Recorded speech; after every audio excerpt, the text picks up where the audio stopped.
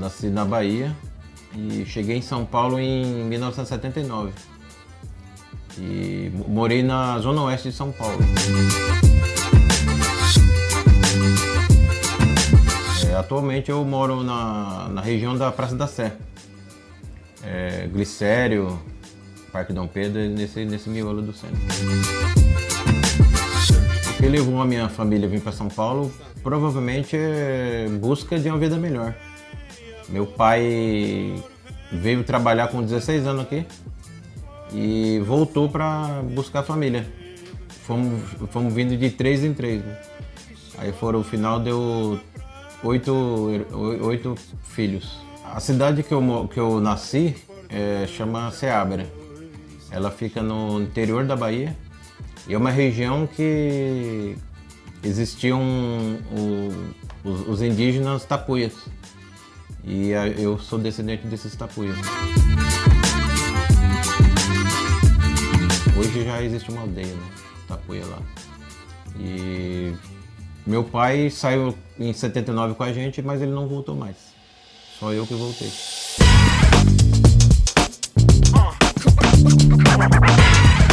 Eu me envolvi no hip hop na época da escola.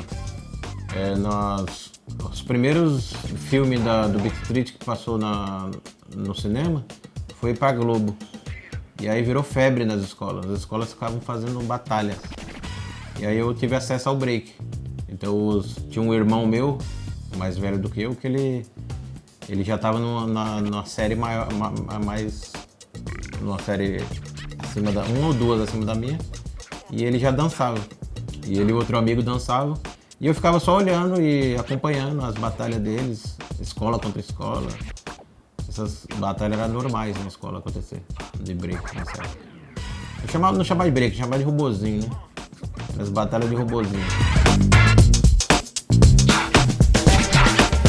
Aí eu acabei também dançando um pouquinho, mas só foi o primeiro acesso. Depois eu fui compreendendo que tinha outros elementos. Veio o DJ em 89, aí eu comecei a participar de festas do bairro, de quermesse, e eu era ajudante dos DJs. E eu conheci a pichação também. Em 89 eu comecei a fazer também as primeiras experiências com risco, né? Que já seria o grafite mais bruto, né?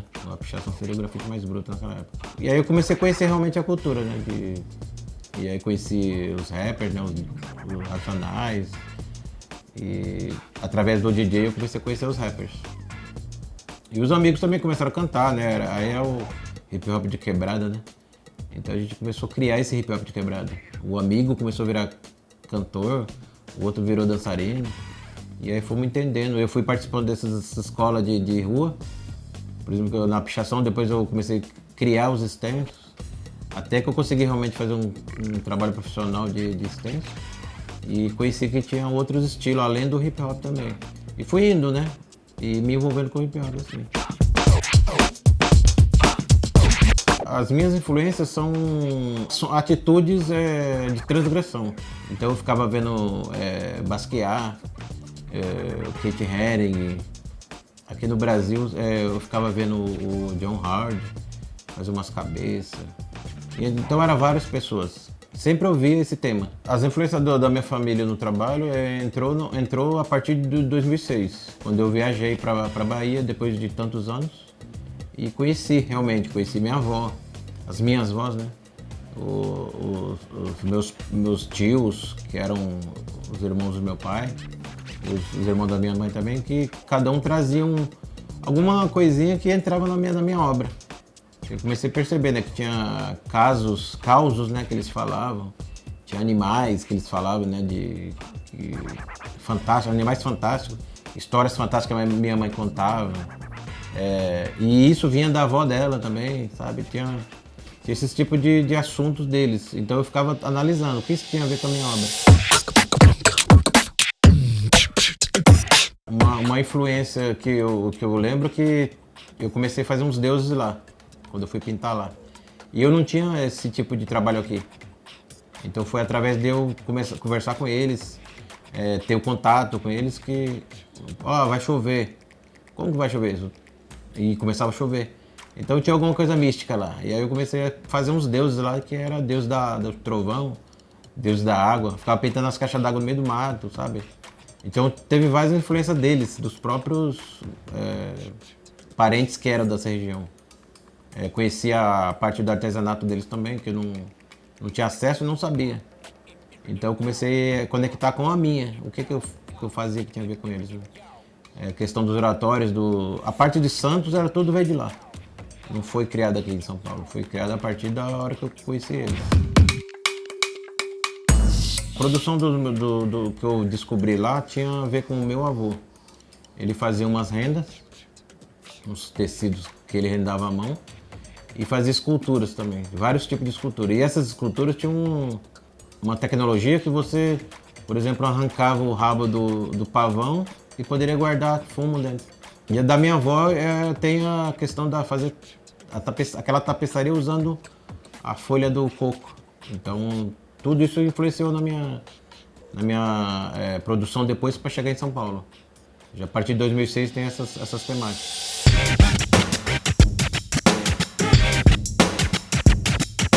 Eu me considero um artista urbano que tem referência na cultura popular.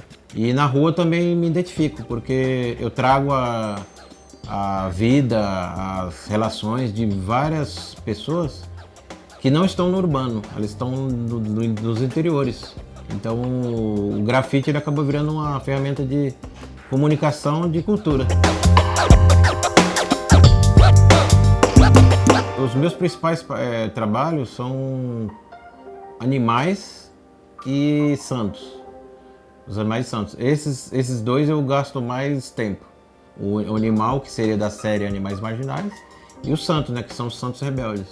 A obra mais representativa do meu trabalho é o tatu. Ele acabou virando um símbolo do meu trabalho. A partir da minha visita na Bahia, eu recebi um tatu morto que seria meu almoço. E aí eu fiquei impactado e não acreditando naquilo. E tirei uma foto desse tatu morto. E chegando em São Paulo eu desenvolvi um stencil desse tatu e comecei a trabalhar. E aí surgiu a ideia dos animais marginais. E aí comecei a criar o tatu, comecei a criar o urubu. Todos os animais que as pessoas não gostam ou que as pessoas atacam, né? Que as pessoas matam. E alguns até extinção. Essa obra da Santa Aparecida é uma referência que veio quando eu fazia uma série chamada Santos Rebeldes. Era uma encomenda de 12 santos para uma editora de gravura. Tentei fazer uma coisa que impactasse e que desse um ânimo para as pessoas lutarem, né? Então eu falei, vou fazer uma Aparecida guerreira, que as pessoas vão associar a luta, não a passividade ou aceitação. Seria luta mesmo.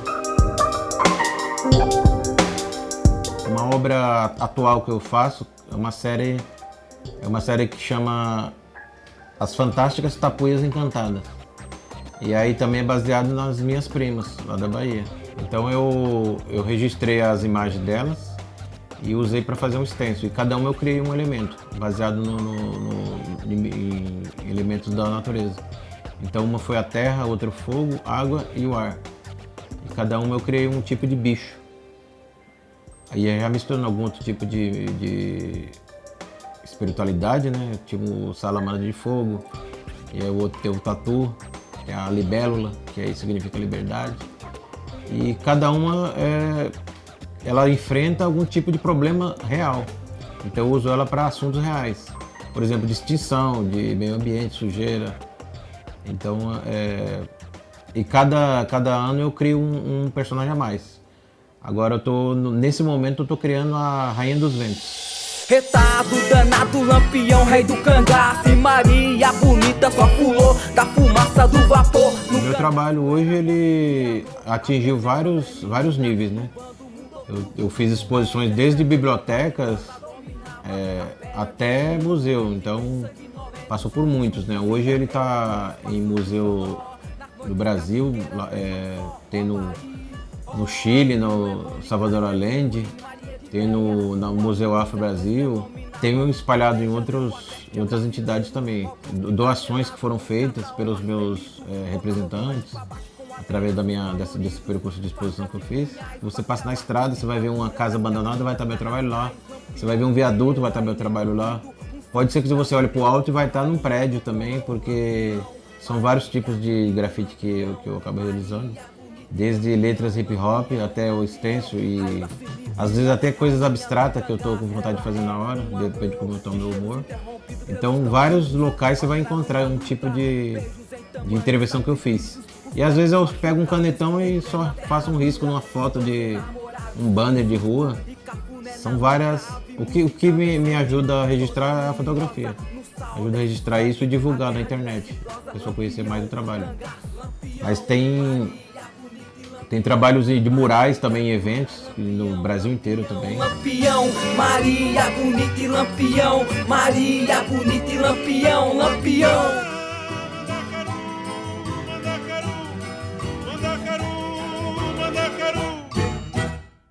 É de lascar o cano, nosso romance não pode ficar por debaixo dos panos. Alamo nas léguas, meu xodó chanduzinha. Mulher caminha, simbora gastar alpercatas, ganhar o mundo, tu e eu e tu e mais nada que possa empatar nossa paixão verdadeira. É de primeira toda a sustância, aculado dengo meu para o teu. Gosto de tu e tu deu pra eu, cafuné, adoidado no fim de feira. Canto moça namoradeira, ajunto emoção tanta que acendeia. Parei um bocado no tempo só, o cadeado é nó. Eu facinho aqui sou o melhor de brigadas no puxa-panha. É manhã de menino danado que não acanha. Que chega eu sou teu nega, quer toma minha dona, menina, mulher, marca a boca que a terra seca, vem amor.